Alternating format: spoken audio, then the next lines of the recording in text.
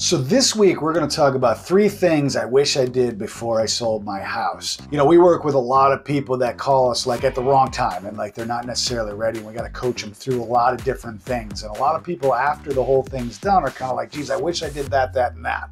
So we're going to talk about that, and that. So let's do this.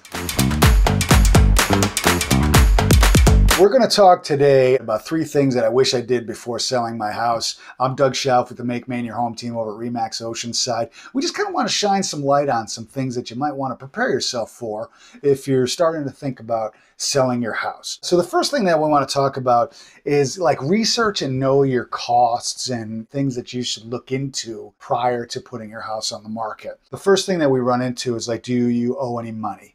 You know, sometimes people don't realize that, oh, you know, I got a home equity line of credit and I didn't realize that that was attached to the house. You should know that, but sometimes you might forget that that's the case. So you just want to look into what those things are as far as what you owe around selling your house. And then also like any kind of taxes or closing costs, you're going to want to look into what are they all. We've done some videos around closing costs and prepaids, things like that, so you can understand what those things are. So the next thing that you should research is market trends that's happening here in Maine, you know, just to kind of get, again, an idea of what's happening. Are things selling quickly? Are things taking a long time to sell? Are you seeing price reductions on houses that are listed? You know, what's kind of happening in the market, just to start get yourself in a feel of what's going on, and really just to kind of set your own, you know, internal expectations, you know, on what's happening in the market. Understanding the demand of the properties in your specific area. You know, you want to hyper focus on, you know, right in your neighborhood there and what's happening. You know, if other properties have sold, you want to keep track of what's happened there, talk to your neighbors, you know, et cetera, just to get familiar with what's happening on your specific neighborhood. The other bullet point I have here is just kind of look at like the sales data to determine the right pricing strategy.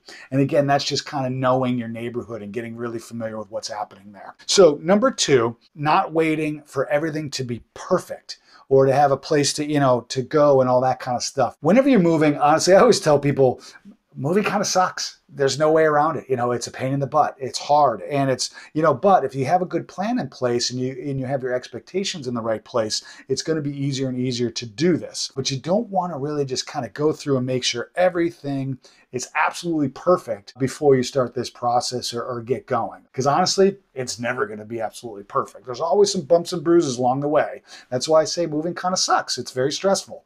You know, we try to help out and make sure that it doesn't get that stressful, but it is stressful, okay? There's no way around that. Don't miss out on the current market or whatever. If you're in like the middle of a really hot market, you're not going to want to miss out on it because you're like, oh, you know, I got to make sure everything's absolutely perfect. Emotionally prepare yourself for moving. If you've been in a house for a very long time, it's going to be hard to move. It is. I've seen it time and time again, you know, and it's very difficult emotionally to move out of those houses. Prepare yourself for that. Know that it's going to happen. Make sure you set aside time for yourself to deal with that and become prepared with that. Try to understand the process on where the stressors are going to happen. You expect it. Okay, so stress is less when you expect it to happen, and focus on the excitement of the next chapter. All right, when somebody's very emotional about moving, or, you know, a lot of times it's downsizing. I've been in this house, raised my family, I got a long history here. I really love it, and I get that. I've been in my house for a long time now, and I got children, so I get that. But when it's time to downsize, you got to try to get excited for the next chapter and move on from that. That's going to be your best way to move on from that. All right. And be flexible on your like negotiation skills and all that kind of stuff. This is going to transition into our number 3 is communication with your realtor. Go to the professionals. Everything that we just talked about, you're going to want to get your professional realtor, your mortgage lender, if you're going to be financing something on your next purchase. Get everybody involved in the beginning, okay? Because us as realtors, we can educate you on a lot of this stuff that we just talked about, and we can help point you in the right direction so you can do your own research, but you can utilize us with a lot of this stuff here, and we can be there to help you through all the details. Emotional support. Again, moving's very difficult, but if you have the professionals next to you, side by side, you can go through this together and have somebody to help support you. Doesn't mean that you can't do your own research and all that stuff, but having a professional there talking you through everything, because if you're doing some research, you can, you know, say, hey, I read about this. What's up with that? You can ask questions to your professional to confirm things and see what it's like in this local area. Because a lot of times you Google things and you find, information that's, might be for another state, but it's always good to ask the questions of your local professional. So get them involved, trust their expertise, and get them involved as early as possible. Even if you're just kind of like wake up one morning like, hey, I think we're going to be downsizing in a couple months, and you're just starting to think of that process, make that phone call. Let us get involved. Let us help you through the process as early as possible. So anyway, hopefully this was helpful. 3 things that, I wish I did before selling my house. 1, do your research, know the costs.